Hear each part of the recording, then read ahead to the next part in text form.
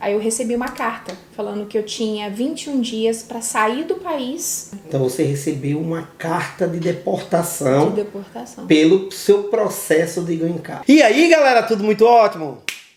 Eu sou o DB, tudo bem com vocês? Comigo, tudo muito ótimo. Antes de começar o bate-papo, vamos aos recadinhos básicos. É novo no canal? Se inscreve aí que aqui são pelo menos 3 vídeos por semana. Aquele inscrito antigo, não se esquece de verificar aí sua inscrição, se o sininho está ativo e já deixa o dedo no like. E se você tem aquele sonho de vir estudar inglês e morar aqui nos Estados Unidos, segue o Instagram que está passando na tela e o Telegram que está na descrição desse vídeo. O bate-papo de hoje é com a Kelly Silva, uma empresária de sucesso aqui no estado de Massachusetts, uma das proprietárias da Siena Motors. Ela tem uma história incrível, ela veio para cá como turista, ela deixou o visto vencer, ela recebeu carta de deportação e hoje é cidadã americana. Então eu vou convidar vocês para assistir esse bate-papo que está incrível. Vamos ao vídeo. Kelly, muito obrigado por vir na minha casa. Obrigada. Compartilhar um pouco da sua história com a gente. Eu gostaria que você olhasse aqui para essa câmera que está aqui do lado e falasse um pouco de você, de onde você é, quando foi que você chegou aqui nos Estados Unidos, seu nome, para que essa galera ali conheça, porque você tem uma história bem interessante. Ai, vamos lá, né? Com aquele nervosismo. Olá, pessoal. Meu nome é Kelly Silva. Eu tô aqui desde 2000, 21 anos. Vou contar pra vocês um pouquinho da minha história, como que foi. Meio conturbado a minha legalização, mas... Foi meio... Né? Quando você chegou... Qual é a sua cidade lá no Brasil primeiro? Sou de Belo Horizonte. Belo Horizonte. Tô de Contagem, né? Contagem. Quando você chegou aqui, já tinha muito mineiro? Tinha bastante. Eu fui recebida numa turma maravilhosa, era tudo mineiro.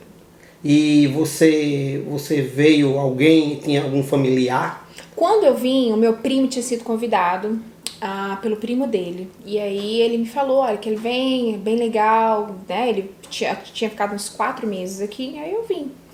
Aí você veio junto também. Como é que você entrou aqui? Eu entrei com visto de turista. Fui no Rio de Janeiro, fiz a minha entrevista, peguei meu visto e vim com visto de turista. Em 2000. Em 2000 as coisas eram mais fáceis para vir para cá?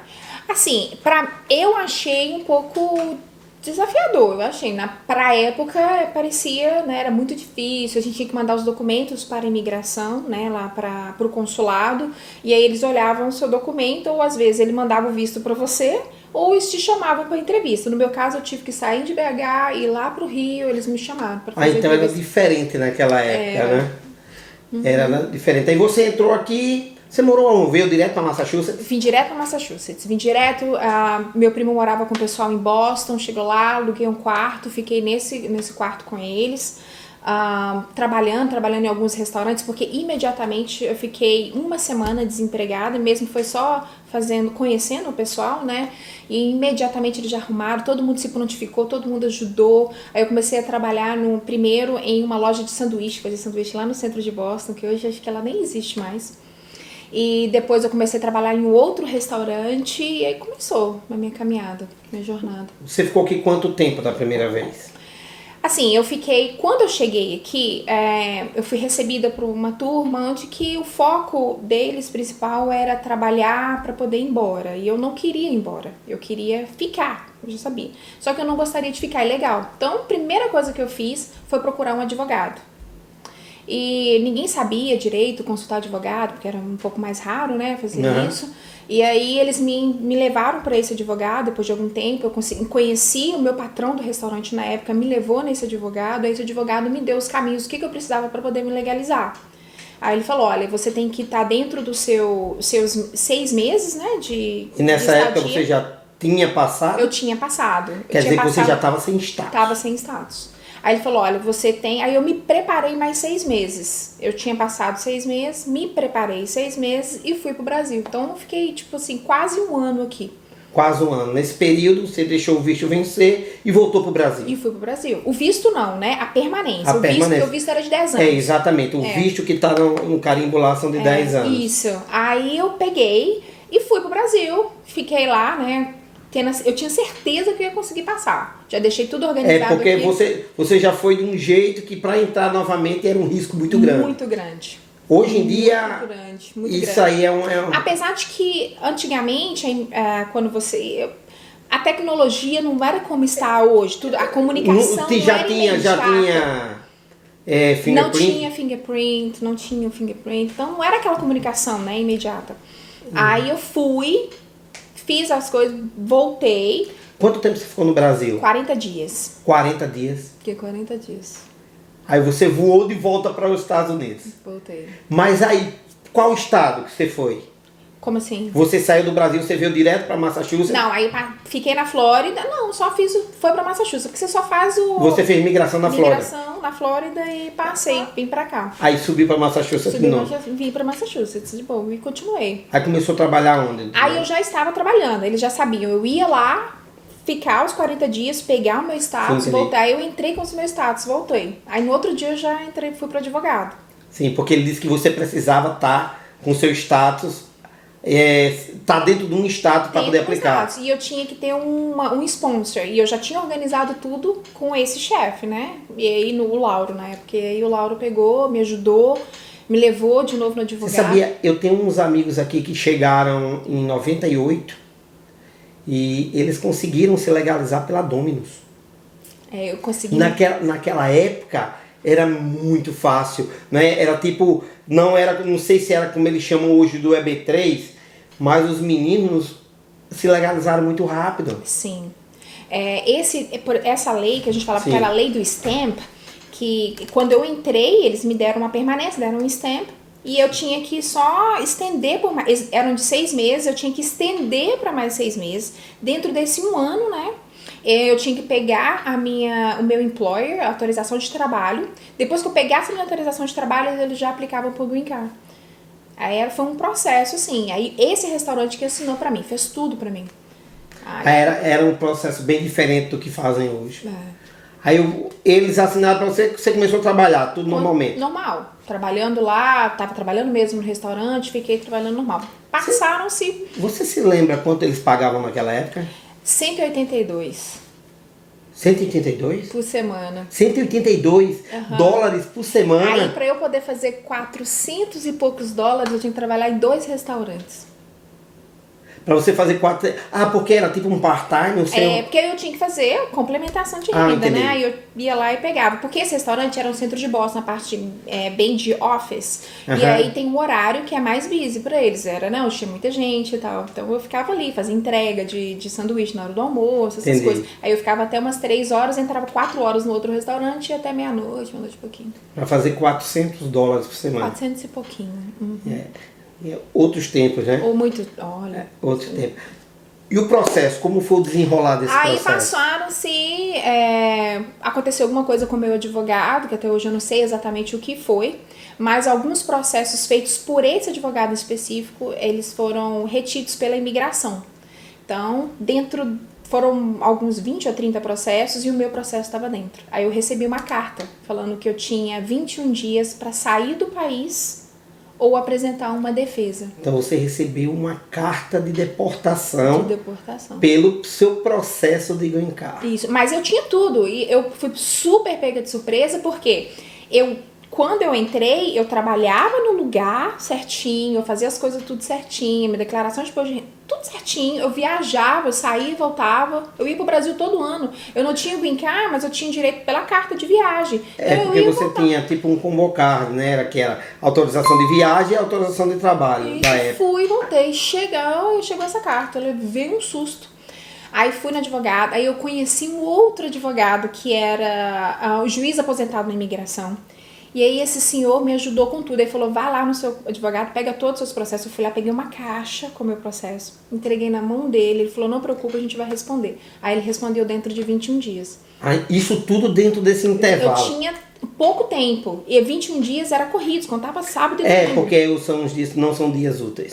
E aí eu fiquei louca. Eu falei, nossa, agora eu vou embora. E eu, não, Deus me trouxe até aqui e eu tenho certeza. Mas aí já fazia quanto tempo que você estava nesse processo? Tinha uns 2, 3 anos, bem pouquinho. Bem pouquinho? Porque naquela época... Demorava mais. Os meus amigos, eles que entraram no processo comigo, alguns estavam demorando 5 anos para poder pegar, sabe? Eles demoravam, porque era de trabalho, tinha uma fila, a migração era mais lenta, o número de pessoas era totalmente diferente do número de pessoas que trabalham hoje, né? Aí era muito demorado, todo o processo. Aí responderam em 21 dias. Responderam em 21 dias. Aí, com isso, o meu processo ficou retido dentro da imigração 10 anos. Eu respondi dentro de 21 dias e não recebi mais nada. Você conseguia renovar as suas permissões? Renovava tudo. Eu cheguei a ir lá, né, pedi o advogado, ele foi lá, ele viu que estava tudo legal. Enquanto você está um processo, no processo, seu status não muda. Né? Como eu respondi, fez tudo direitinho, meu status continuou. Então eu renovava meu Employee Authorization, eu viajava normal, eu só não tinha meu green card na mão. Só não tinha nada. Aí um dia, depois de muitos anos, naquela agonia, eu ligava pra imigração, eles davam pra gente um tracking, né, que você podia ir lá no site olhar, e nunca que dava. Por exemplo, se eu dei entrada no meu processo em abril, eu olhava lá no site, eles ainda estavam olhando novembro do ano anterior que eles estavam processando. Então nunca que eu cheguei. Nunca estava tão atualizado? Nada, nunca. Aí eu conheci um governador. Governador? E eu não sabia que ele era governador. Tipo assim, só trabalhava, eu trabalhava dia e noite, não me ligava. Aí eu fui pra ilha, comecei a trabalhar lá, fiquei um tempo lá. Eu conheci assim. A ilha no Cape? Nantucket. Pro lado de Hyannis ali, né? Ok. Aí fiquei lá. Aí eu trabalhei no restaurante, bem legal. E aí nesse restaurante eu conheci o senhor. Aí eu fui fazendo amizade. Aí ele me deu um cartão. Falou que era pra eu entrar em contato com esse office. Depois que eu vi que era o cartão era dele e o escritório era... Mas ele era governador de Massachusetts? Manda de Massachusetts. E assim, todo mundo falava assim, Kelly, você tá sabendo quem você tá atendendo? E eu tô assim, não, tal, e... daquele jeito. Aí eu peguei, bati um papo com ele, normal, ele só pediu pra eu poder entrar em contato, aí eu me deu um cartãozinho, aí eu entrei em contato, inclusive até hoje existe esse tipo de assistência, e aí eles, mas eu não sei como é que funciona hoje em dia, né? Uhum. Eu sei que o office tá lá ainda.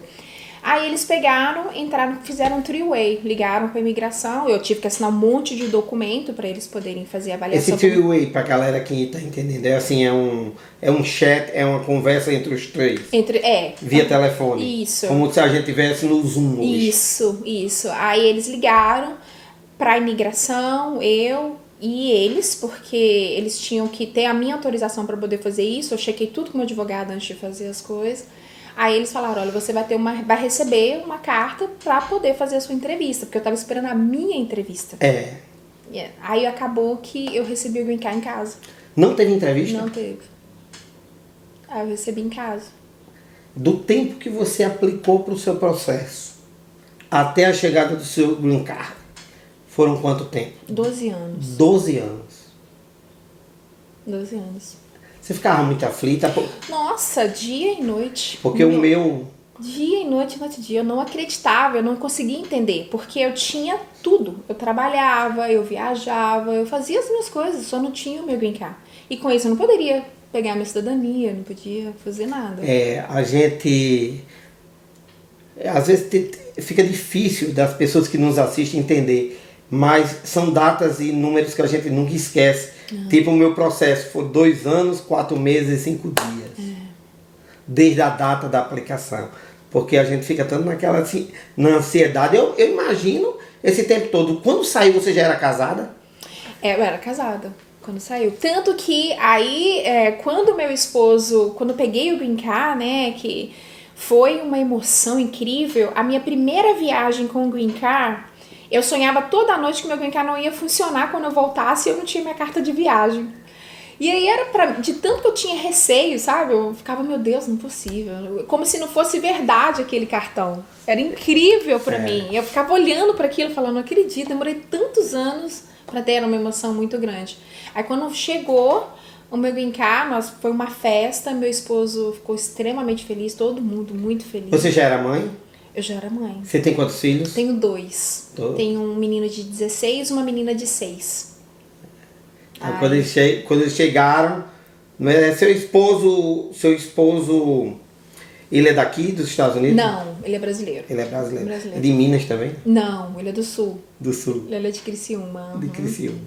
É bacana, muito bacana. Isso serve para que as pessoas tirem como exemplo que essas cartas que a gente recebe, porque essas cartas, às vezes, não pedindo para que você saia em 21 dias, como a sua, porque a sua ela tem uma característica mesmo de ter sido uma carta de deportação. Sim. Mas muitos processos, inclusive o meu processo, eu recebi uma carta de solicitação de RFE, que são mais, como é que a gente diz? Que a gente tem que dar mais informações a ele. Não deram nada de informação. Essa carta ele pedia para você mandar mais informações. O que é que eles pediam exatamente nessa carta? Eles falavam porque eu não sabia o teor, né, exato do porquê do meu advogado ter sido barrado, né, na imigração. Então eles pediam que eu tivesse que provar que eu trabalhava no mesmo lugar, aquelas coisas. Sim. Tudo. É uma lista de coisas. Será que seu advogado estava fazendo... Ela já estava sendo, vamos dizer assim, investigado por estar fazendo algum tipo de processo fraudulento? Provavelmente, porque nós foi uma turma, e dessa turma muitas pessoas desistiram, foram embora, ninguém quis lutar, ninguém quis ficar.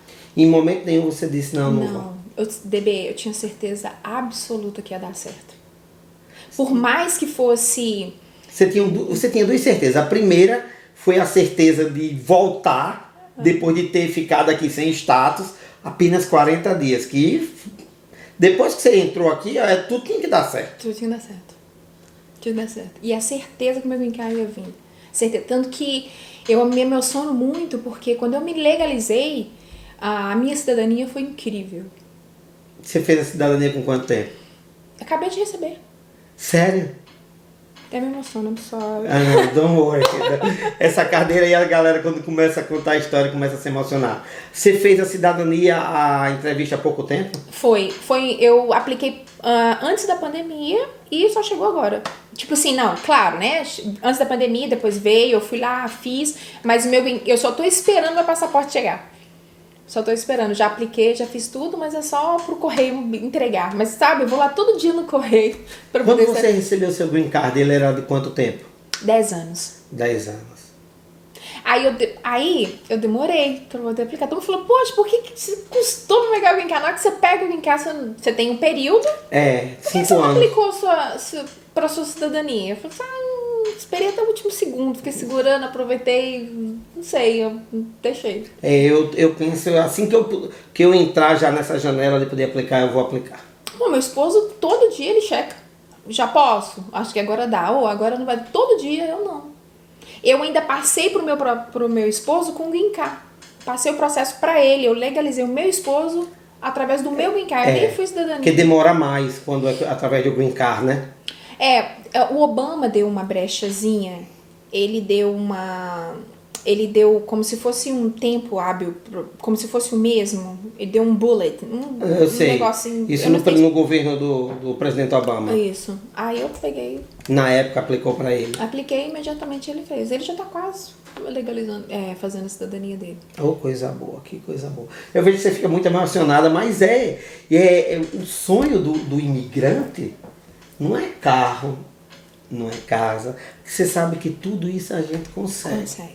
Todo mundo aqui, você hoje é uma empresária, você trabalhava entregando comida, tudo, e você hoje é empresária e você sabe que qualquer pessoa aqui pode ter qualquer coisa. Qualquer coisa. Só trabalhar. Você tem que ter no seu coração a certeza que o negócio vai dar certo. É um sentimento, ele tem que ser genuíno para dar certo. Você tem que sentir. Você tem que sentir que vai dar certo. Porque aí fica muito... É gratificante quando chega. Você sente mesmo a gratidão quando você recebe, quando você tem aquele sentimento que é só esperar para poder chegar, sabe? E aí eu me emociono, guardo, eu tenho foto, eu tenho a minha primeira carta de viagem. Eu tenho minhas cartas de viagem, eu tenho todos os meus employers que eu renovei, eu tenho as minhas cartas, eu tenho a minha carteira de habilitação. Oh, que coisa massa. Fico muito feliz de ouvir essas histórias aqui, porque a legalização para o imigrante é uma vitória máxima aqui, né? Sim. Eu recomendo esse caminho, sabe? Muitas vezes pode ser árduo, mas ele é gratificante. Só não pode desistir. E também deixar ficar ilegal, né? Não pode. Procure, informe-se. E hoje a informação ela estava transbordando. Na sua época não era assim. Não. Quando eu vim pra cá, que eu comecei a pesquisar no final de 2014, no começo de 2015, não tinha ninguém jogando tanta informação aí. Não tinha nada. Como tem hoje. Hoje é muita gente jogando. Bebê, na época nós tínhamos já trabalhei numa lojinha brasileira onde pra gente assistir Fantástico. Alugava fita. Alugava fita. Isso é história. Essa história é fantástica. É fantástico. Eu trabalhava, eu colocava lá, eu fazia o seu cadastro e DB, quer alugar uma fita? Eu escrevia lá, DB, tem que entregar tal dia. Eu já preparava o próximo pra poder pegar. Esse Fantástico era de 2 semanas anterior. Era novela, Fantástico. Isso é incrível. Eu já conversei com muita gente disso. E hoje, quando a galera vê você hoje, eu tô falando com minha mãe aqui, mãe, tal. Não era assim, né? Você comprava um cartão. Não, eu tinha que ir no 7-Eleven, alguma coisinha, numa loja, comprar um cartão, raspar, colocar o número, fazer. Não tinha nada disso. Então são outros tempos, né? Quem tá chegando agora ou quem tá aqui há pouco tempo tem condições de seguir isso. Tem condição, tem que ter força. Tem que ter força. E ser corajoso. Muito obrigado por compartilhar. Obrigada a você. Muito obrigada pelo Muito obrigado por compartilhar essa sua história aqui. Eu vou tentar trazer uma pessoa aqui que ela falava o que ela recolhia as fitas na casa das pessoas. Ai, não trago. Maravilhoso. Porque as pessoas não devolviam. Não. Fantástico, video show. Isso era sério. Era sério, uma falha grave. Então ele trabalhava de recolher as fitas. Bem interessante. Obrigado, gente. Valeu, galera. Obrigada.